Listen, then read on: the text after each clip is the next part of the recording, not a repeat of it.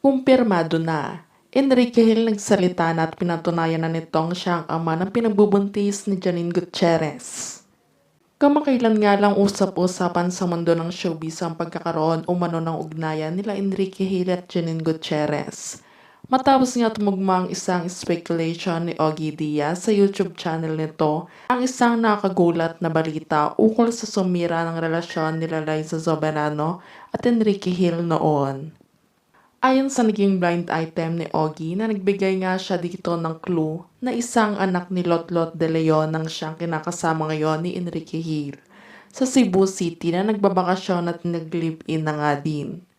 Subalit may isa pang haka-haka ang siyang pinag-uusapan ng mga netizens kung saan nadula si Enrique Hill nang tanungin kung may relasyon nga ito kay Janine Gutierrez at napaamin nitong maybe, oo. Si Janine Gutierrez nga ay 34 years old na at isa ding solid kapamilya actress sa ABS-CBN at ito nga ay isang kaisa-isang anak sa showbiz ni Lotlot de Leon at noong kabilang taon din napabalitang single ang actress na makipaghiwalay kay Paulo Avellino nang dahil sa third party. Samantalang papansin naman sa latest photo ni Janine sa Instagram account nito kung saan makikita ditong nakadress ito ng white at tila may pag-umbok sa tiyan nito.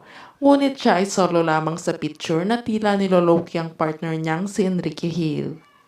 Wala din umanong kahit na anong naging caption ng aktres dito na tila may nililihim sa fans at netizens at naka-turn off comments din ang naturang larawan nito.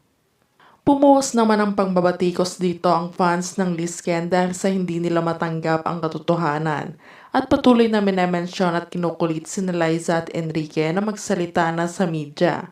Ngunit nanatili namang tahimik ito both sides. Ayon sa source na pag-alaman nga doon na nabuntis ito ng aktor si Janine noong kakahiwalay pa lang nito kay Liza.